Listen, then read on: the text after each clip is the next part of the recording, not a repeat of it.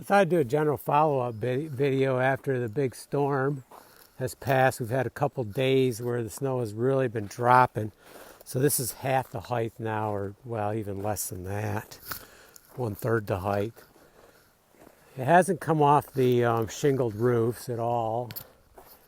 And some of the slate have not come off yet either. The lower slope, I think it's a 4-pitch on the cottage, has not come off yet. That will come off. And when it does, we're going to have a good pile right here. But it did come off on the steeper slates. You can see on the main house, a lot of it has slid off. Now the problem is it goes on those porches, and I did do a video about that. Right up in this area right there is my next target area. I want to remove a lot of that, push it off onto the ground. We're supposed to get 2 to 3 inches, or 1 to 3 inches of rain, I think, tomorrow. So that'll be pretty, I'm not sure what all that's going to do to this snow, but it's definitely going to be a lot of water if that's what we get.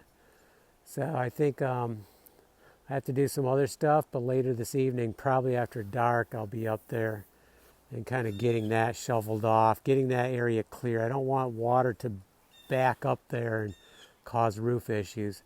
The rest of a lot of the slate is cleared off though. It's those valleys where it sticks in. And then we have one over on this area too, back in. We can't see it from here, but that's a bad area. And then there's another one that's even further over. I did do a video on that. A lot of that is clear now.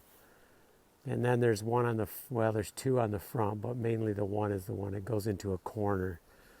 So those are the things. Really cool roof structure, but those are the things that, this is a rare snowfall. I think it was 93 since we've seen one close to this, and this is 2020. So it's a long period in between them, but they can happen. Okay, let's get back to our task.